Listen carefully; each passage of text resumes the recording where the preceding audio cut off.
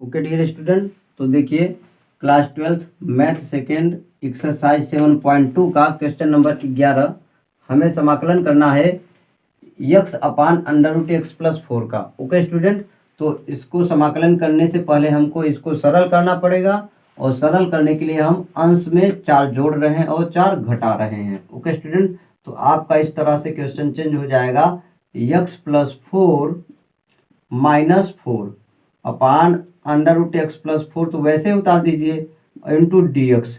Okay student, तो अब हम इसको इसके साथ अलग करेंगे और इसके साथ अलग करेंगे इस तरह से, और अलग अलग इंटीग्रेशन हमको करना पड़ेगा। तो इंटीग्रेशन का चिन्ह और डी एक्स भी दोनों के साथ में लिखा जाएगा।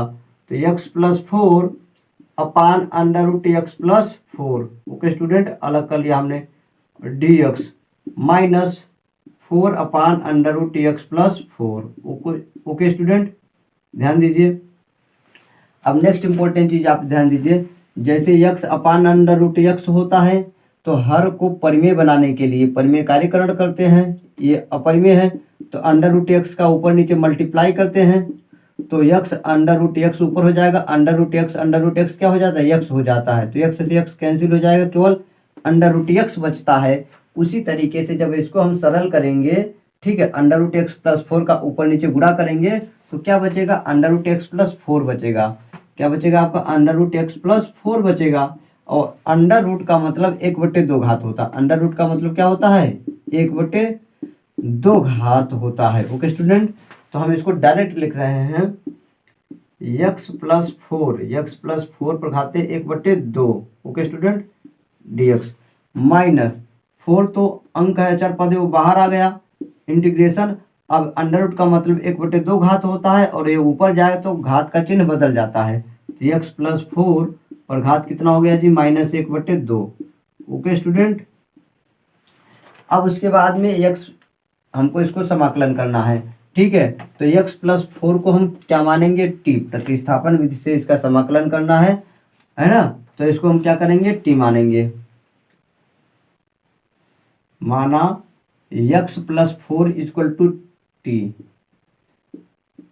X plus 4 equal to T. दोनों पक्षों का एक्स के सापेक्ष अवकलन करेंगे। तो सबसे पहले इस तरीके से लिखा जाता है, आप जैसा कि करते आए हैं, यक्स प्लस 4 और टी का तो क्या हो जाता है, डी टी बटे डी एक्स। ओके स्टूडेंट, जब एक्स के सापेक्ष अवकलन क्या होता है, 1 होता है, और प्लस माइनस में यदि अकेला अंक रहता, अंक का अवकलन क्या होता है, अकेले 0 होता है। तो 0 लिखने की जरूरत नहीं है, क्योंकि 1 में 0 जोड़ेंगे तो क्या हो जाएगा, 1 ही हो जाएगा। तो इधर अभी तो जब अवकलन कर दिया जाता है तो ये क्या हो जाता है, डी डी एक्स क्या हो जाता है, गायब हो जाता है। तो इधर क्या बचा, डी टी बटे डी एक्स, डी टी बटे डी एक्स बचा। तो डी एक्स का इधर तिरे गुणा हो जाएगा, तो आप डायरेक्ट लिख लीजिए डी एक्स बराबर D T. Okay student, D x बराबर डी टी। इसका क्या मतलब, डी एक्स जगह हम लिख सकते हैं डी टी और x प्लस 4 की जगह क्या लिखेंगे, t लिखेंगे। अतः आपका क्वेश्चन अब चेंज हो जाएगा, इंटीग्रेशन t पर घात 1/2 dt। ओके स्टूडेंट, t पर घात 1/2 dt, और -4 तो रहेगा ही बाहर, और आपका क्या होगा, इसको भी t लिखेंगे, t पर घात -1/2 और dt। ओके स्टूडेंट, अब जैसा कि आप जानते हैं, जैसे एक्स स्क्वायर का समाकलन आप जानते हैं, घात में एक जोड़ दिया जाता है, एक्स घाते 3/3। एक्स स्क्वायर है तो उसका समाकलन क्या होता है, एक्स घाते 3/3, घात में एक जोड़ दिया जाता है और उसी को बट्टे में भी लिख दिया जाता है। तो सेम वही नियम लगेगा, 1/2 में एक जोड़िएगा, 1/2 में एक जोड़िएगा तो 3/2 हो जाएगा, 2 1 का 2, 2 1 3/2। ओके स्टूडेंट, तो इसका समाकलन जो हो जाएगा, टी पर घात कितना हो जाएगा, 3/2, और बट्टे में भी 3/2 लिखेंगे। तो 3/2 जो ऊपर जाएगा तो 2/3 हो जाएगा, क्या हो जाएगा, 2/3। तो इसको मैं डायरेक्ट 2/3 लिख दे रहा हूं। ओके स्टूडेंट, 2/3 -4, वही नियम यहाँ भी, -1/2 में एक जोड़ेंगे, -1/2 में एक जोड़ेंगे तो -1, 2 1 का 2/2। तो माइनस प्लस घटता है चिन्ह बड़ी संख्या का, 1/2, 2 में से घटा दिए 1, 1/2, यानी -1/2 में एक जोड़ेंगे तो 1/2 आएगा। ओके स्टूडेंट, तो यहाँ पर भी आपका टी पर घात क्या है 1/2 हो जाएगा, और बट्टे में 1/2 होगा तो 2 ऊपर जाएगा तो क्या हो जाएगा 4 दूनी 8, 4 दूनी 8 हो जाएगा। तो इस तरीके से डायरेक्ट आप लिख दीजिए 4 दूनी 8 टी पर घात 1/2। ओके स्टूडेंट, और समाकलन स्थिरांक सी तो हमेशा रहता है। अब डियर स्टूडेंट ध्यान दीजिए, टी पर घात 3/2 है, टी पर घात 3/2 को आप इस तरीके से घात के रूप में तोड़ सकते हैं, टी घात 1, क्योंकि आधार आधार समान होने पर गुणा में घात जोड़ दिया जाता है, 1/2 में 1 जोड़ेंगे तो 3/2 ही तो आएगा, इसको ऐसा तोड़ा जा सकता है। तो इस तरीके से आप लिख सकते हैं 2/3 टी पर घात 1/2 और इंटू टी। ओके स्टूडेंट, और -8 टी पर घात 1/2 और प्लस सी तो रहेगा ही। ओके स्टूडेंट, तो देखिए यहाँ पर टी, यहाँ पर 2 टी पर घात 1/2 कॉमन है। ओके, तो मैं कॉमन कर ले रहा हूँ 2 टी पर घात 1/2। ओके ठीक है, तो आपका 2 टी पर घात 1/2, 2 चौका 8 होगा यहाँ पर, ध्यान दीजिए। तो आपका बचेगा ब्रैकेट में ये t/3 बचेगा, ये तो 2 टी पर घात 1/2 कॉमन हो गया तो t/3 बचा, t/3 बचा। ओके स्टूडेंट, माइनस, अब आपका यहाँ पर ये तो टी पर घाते 1/2 बाहर आ चुका है, टी पर 1/2 बाहर, तो 2 चौक 8, केवल 4 बचा। ओके स्टूडेंट, और आपका प्लस सी, आपका प्लस सी तो यही है। ओके स्टूडेंट, तो आप यहाँ पर मतलब जो है टी की वैल्यू रख दीजिए, 2 टी का मान क्या है आप जानते हैं। ओके स्टूडेंट, मैं यहाँ नोट कर दे रहा हूँ, ठीक है। जैसे 2 टी का मान क्या है √x, x + 4 है तो 1/2 का मतलब √ होता है, तो √ में x + 4 लिख सकते हैं आप इस तरह से इसको। ओके स्टूडेंट, और इसको आप लिख सकते हैं ब्रैकेट में टी का मान x + 4, टी का मान x + 4/3 -4 और प्लस सी। ओके स्टूडेंट, इस तरीके से आपका ये आंसर हो गया। इसके आगे इसको सरल किया जा सकता है। ओके स्टूडेंट, क्या हो जाएगा आप देखिए इस तरह से आप लिख सकते हैं इसको, आगे भी आपका इतना भी आंसर सही है, x + 4 √ अब देखिए क्या हो जाएगा 4 तिहाई 12 हो जाएगा, क्या हो जाएगा 12, तो x + 4 -12/3 और प्लस सी। ओके स्टूडेंट, तो आपका हो जाएगा 2 √x + 4। ओके स्टूडेंट, तो आपका क्या बचेगा, 4 में से 12 घटाएंगे तो -8, x -8/3 और प्लस सी, आपका इस तरीके से ये आंसर हो गया। ओके स्टूडेंट, तो आप इसको नोट कर लीजिए, फिर मैं आपको नेक्स्ट क्वेश्चन बताने जा रहा हूँ।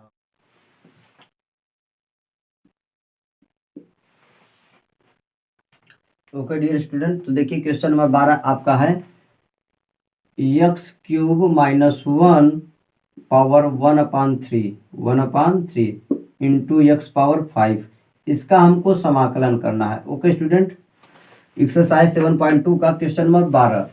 ओके स्टूडेंट, तो सबसे पहले हम इसको क्या करेंगे, है ना, थोड़ा सरल करेंगे। ओके स्टूडेंट, तो हम इस तरह से आप क्या कर सकते हैं, देखिए x³ - 1 पावर 1/3 है, और x5 को क्या लिख सकता हूं मैं, x/3 इंटू x² लिख सकते हैं, क्या लिख सकते हैं x², और ये dx है, ये है। ओके स्टूडेंट, तो हम इसको क्या मानेंगे, t मानेंगे। अब हम क्या करेंगे, माना x³ - 1 = t। डियर स्टूडेंट, जैसा कि मैंने बताया है, प्रतिस्थापन विधि से समाकलन करने के लिए हम उस पद को t मान लेते हैं जिसका अवकलन उस क्वेश्चन में उपस्थित हो।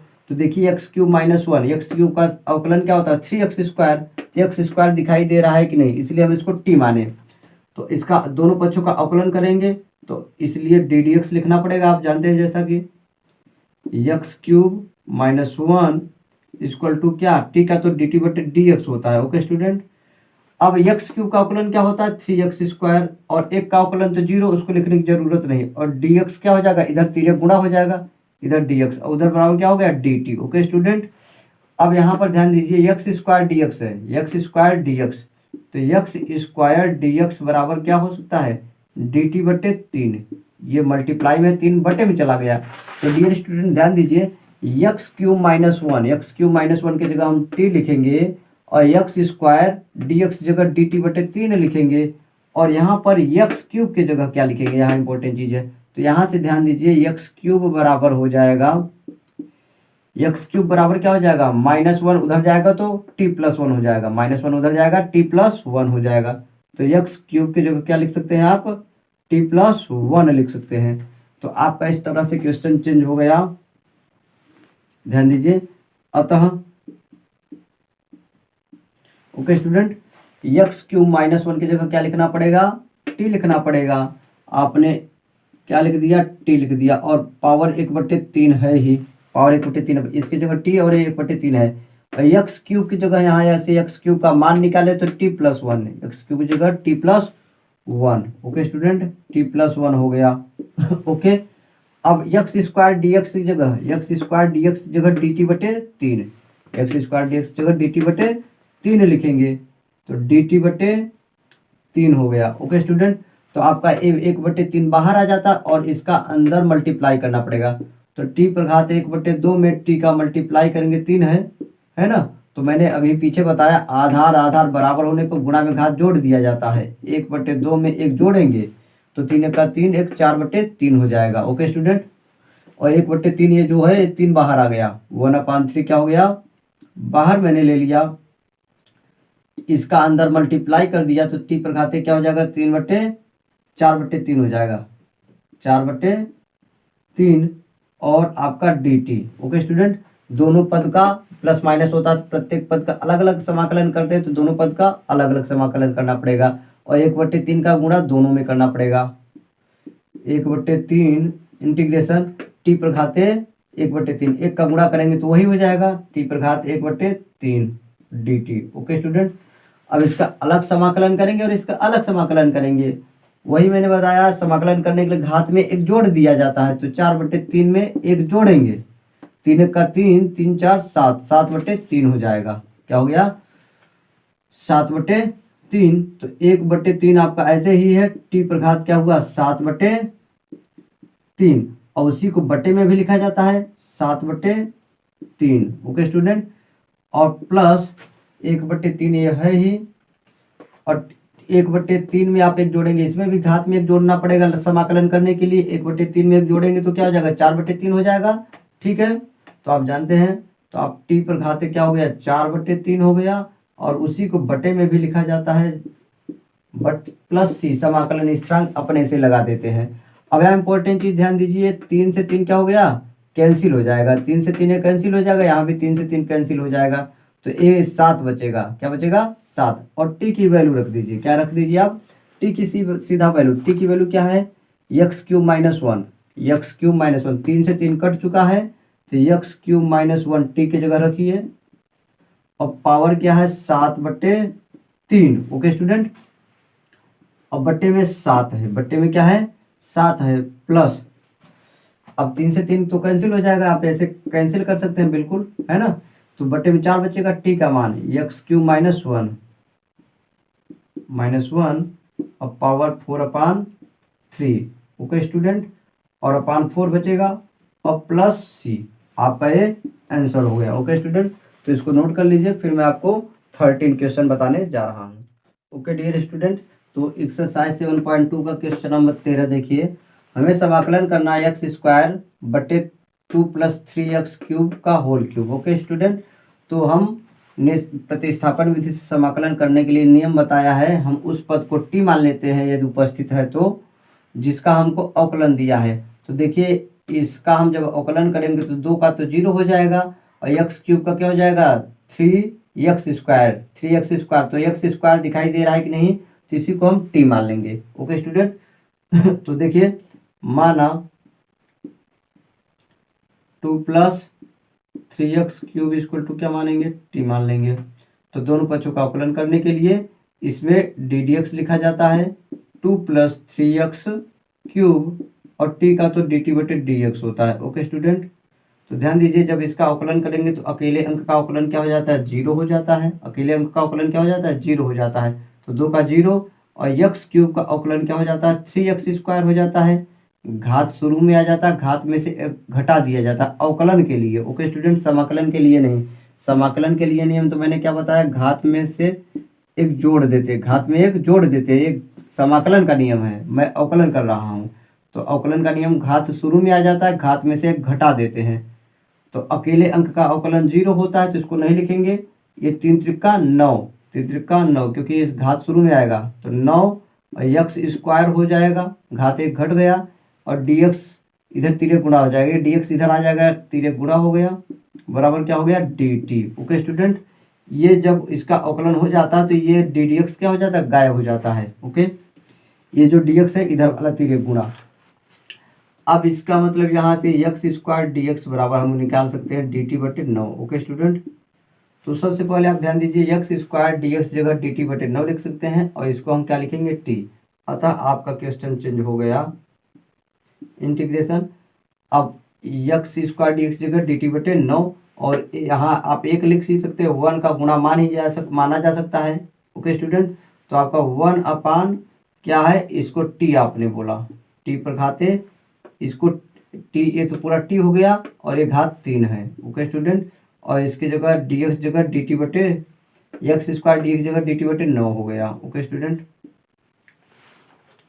अब 1/9 कांस्टेंट है, तो 1/9 क्या हो जाता है, बाहर हो जाएगा, आप जैसा कि जानते हैं।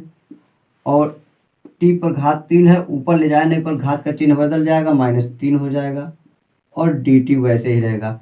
अब मैंने क्या बताया, घात समाकलन करने के लिए घात में एक जोड़ देते हैं, तो -3 में जोड़ेंगे क्या हो जाएगा, -2। तो आपका t पर घात क्या हो जाएगा, इसका समाकलन 1/9 रहेगा ही, t पर घात -2, और वही बटे में भी लिख दिया जाता है, और प्लस c। ओके, तो ये 9 दूनी 18 हो गया, 9 दूनी 18, माइनस प्लस माइनस, -1/18, माइनस को ऊपर कर सकते हैं, बिल्कुल 9 दूनी 18, -18 होगा, तो माइनस को हमने ऊपर कर दिया। और t पर घात -2 है, इसको आप नीचे ले आ सकते हैं, तो आप इसको लिख सकते हैं 1/t पर घात 2, और प्लस ही तो रहेगा ही। अब t की वैल्यू, घात को ऊपर से नीचे, देखिए नीचे से ऊपर लेकर चिन्ह बदल गया, तो आप जब ऊपर से नीचे लाएंगे तब भी क्या हो जाएगा, चिन्ह बदल जाएगा, -2 था प्लस, और ये 9 दूनी 18, -18, तो माइनस को ऊपर कर सकते हैं। तो t की वैल्यू रख दीजिए, आपका यही आंसर हो गया, -1/18। ओके, इस तरह से लिख दीजिए, 1 का 1 में मल्टीप्लाई तो 1 ही होगा, तो -1 लिख दीजिए एक साथ, 18। t की वैल्यू क्या है, देख रहे हैं आप, 2 + 3x³, 2 + 3x³, और आपका जो स्क्वायर है, ये t का तो मान है ये, और ये घात 2 तो रहेगा ही, और प्लस c, आपका यही आंसर है, इसको नोट कर लीजिए।